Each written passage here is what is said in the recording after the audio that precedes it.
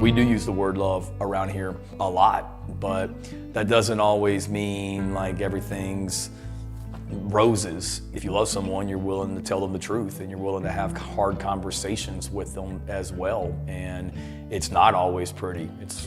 You say it all the time, you know, I'm telling you this or I'm doing this because I love you.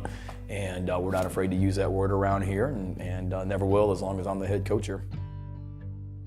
Last year, I mean, the record wasn't what we wanted. We were 2-6 at one point, but if we don't have a strong culture, we don't win 3 in a row. We don't find a way to win the Jacksonville State game when we're playing like not very well. Or we don't fight back and deal with adversity in the Kentucky game last season and find a way to win at the end if we don't have a strong culture and a bunch of young men that believe in each other pulling in the same direction. I don't think we go from 2-6 to winning 3 in a row. Every coach is different, and I've taken things from my dad and Lincoln Riley and Kirby Smart and all the different other coaches that I've worked for. But at the end of the day, you got to be yourself, and I'm me. It's been a long off season in a lot of ways. When you come off 5-7, it's not fun. And it's been a lot of 8 months of our team being crapped on in a lot of ways. And that also affects your families. And as your children get older, going to school on Mondays sometimes gets tougher does get tougher now as they get older after a loss. And it makes you appreciate the wins even more. Winning games is hard, and there's a lot of really talented teams in college football, but I'm a firm believer in the closer, more connected your team is, the better chance you're gonna have on Saturdays when things get really, really tough. I think it's just kind of in general across college football. I think there's way too much overreaction to week 1 because there's so much buildup. You don't see a team, you don't have preseason games. There's all this hype about this team's gonna be really good or this team's gonna be really terrible. And then all of a sudden in week 1, people form their opinions on a team after 1 game, and that's not reality. Well, the mentality you're talking about is the outside noise. Yep. We never thought about that inside here. We go week by week, and we're going to continue to execute, and we're going to play ball and try to get everyone we can, for sure. So that outside noise never mattered to us. We worried about us in this building. I see this team every day at practice, and I know the way they're working, and I know where we are, and I know the areas that we're maybe not as good right now as what we're gonna be in. So just understanding that, and then it's a 12-game season, 12 guaranteed opportunities for us. It's not so much yelling at everybody to relax and just be patient, but it's also making sure the people in this building understand we're getting better, here's our issues, we're continuing to improve. Especially in today's time of college athletics with the transfer portal, every year is different, meaning you've got so many new players coming into your program every year. So you want to have a foundation of a strong culture that everyone can buy into. And it really makes me proud as a head coach when we have players that come in from other programs and they talk about the culture here is better than anywhere that I've been, or the closeness of this team. This is the closest team I've ever been a part of.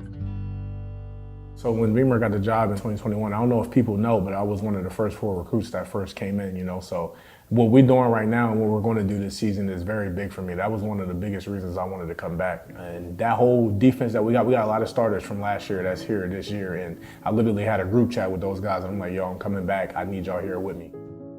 I'm being honest, I wasn't even recruited here. I just saw an opportunity and I took it.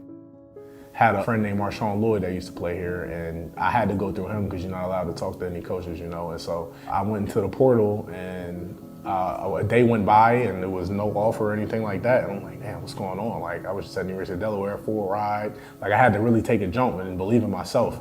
And the next day, they started calling. I was talking with Jessica. Once I got the opportunity, I took it, you know, because they said you could come after spring ball. And I was like, nah, I need to be here right now. I moved in January 7th, 2021. I'll never forget the day. And it was all she wrote after that.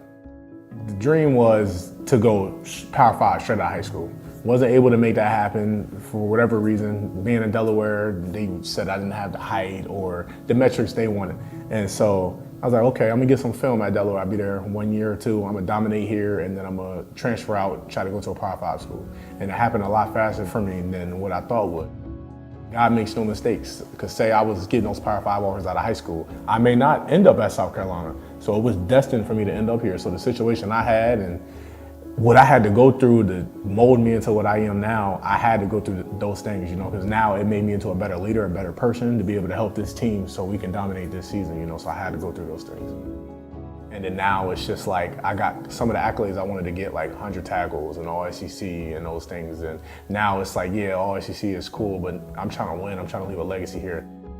Last year, my junior year in October, we went 0 for 4.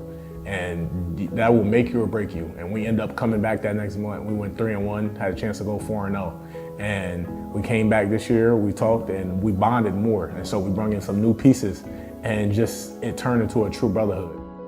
I know out on that field, they know I'm gonna die for them on that field. I'm gonna give 135% every single play. They know I'm gonna give my all. And I can't say they felt that way last season, but I can say they feel that way this year. And I know everybody on that field gonna give me everything they got every single time. So I have no doubt in my mind that it's gonna go the way we know it's gonna go. Everybody's eating. Last year I was having 14, 15 tackle games, and now it's like it's so spread out. Like we all eating. We got all SEC players at every level of the defense, D-line, linebacker, DBs, like everybody's eating. Historic defenses are like that. They got the best D-lines, they got the best backers, the best DBs, and you all put it together with the best coaches. You know, we always hear about the 2010s and winning the SEC and stuff like that, and it's like, yo, we gotta do it. Like, the time is now. You don't remember guys that were good and they didn't win here. So we have to win. That's the only option for sure. So I want to be remembered forever. I've been saying all year this is a legacy year. And I was talking about myself in the beginning because I felt like I talked to a lot of guys last year, and it kind of started with me because I told them, like, hey, I'm coming back. I need y'all to come back, you know. And from there, coach started adding new pieces to the team, and we just been able to bring it together. We'll look at the girls' national team and what they have been able to do, and it's like we love that. And it's like if we could bring that to the city as a football team, I can only imagine like this city will erupt. We were at the parades and stuff, like, and we just looked at me like, yo, this could be us. Like, that was motivation for us, and I appreciate the girls for being able to bring that here, but it's time for us to do it too.